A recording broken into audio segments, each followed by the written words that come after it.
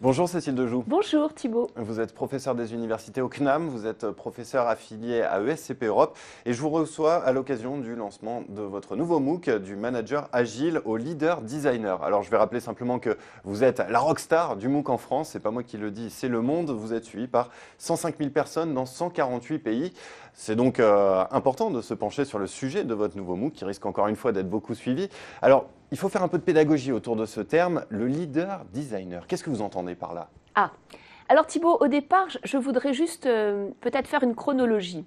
Le manager aujourd'hui est sollicité pour accompagner la transformation numérique dans les entreprises. Or, on s'aperçoit qu'il est très important qu'il maîtrise d'abord ses basiques, savoir décider, motiver, développer les talents. Mais ça ne suffit pas si il veut vraiment explorer de nouveaux territoires grâce à cette civilisation numérique. Il est important qu'il acquiert de nouvelles compétences. Alors, ces compétences, quelles sont-elles? Il y a 3 corpus de compétences aujourd'hui stratégiques pour le manager.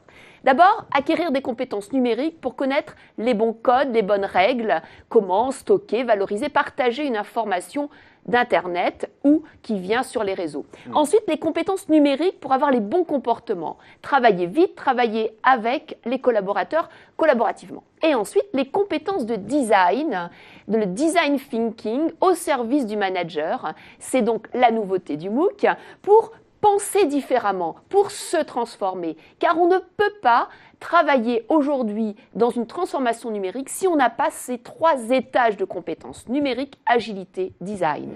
Pour rester un instant sur ces compétences de design, pourquoi est-ce qu'elles sont aussi importantes? Pourquoi est-ce qu'elles deviennent aussi importantes pour les managers et donc, a fortiori, plus largement pour les entreprises?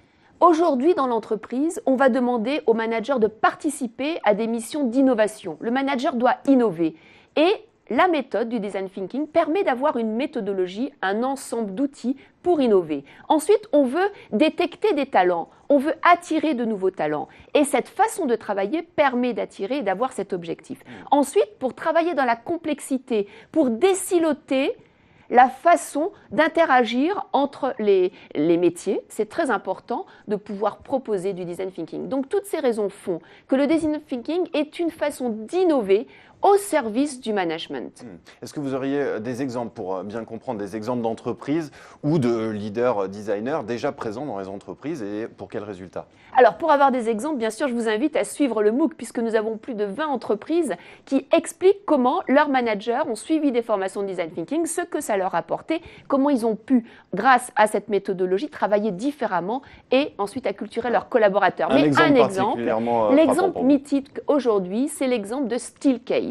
Steelcase est une entreprise qui propose depuis 25 ans à tous ses collaborateurs, qu'ils soient comptables, administratifs ou managers, des méthodologies de design thinking pour justement désiloter, innover, penser la complexité, créer et surtout travailler ensemble avec intelligence, multiplicité des profils et diversité des pensées.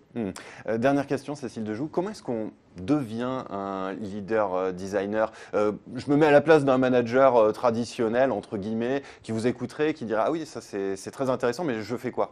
Alors, le manager designer, c'est celui qui va penser l'expérience de son collaborateur ou de client. C'est celui qui va être empathique, celui qui va être créatif et celui qui va travailler avec des méthodologies de concertation et différents profils. Donc aujourd'hui, le manager designer, c'est un peu comme Pasteur disait, le hasard ne vient qu'aux esprits préparés. C'est celui qui aura dans sa boîte à outils une méthodologie pour innover, régler des problèmes, être concret et surtout être rapide pour le time to market qui est l'avantage concurrentiel des entreprises. Eh bien, merci beaucoup Cécile Dejoux et donc bon courage pour ce nouveau MOOC qui est lancé, qui s'appelle donc, je le rappelle, du manager agile au leader designer. Merci. Merci Thibault.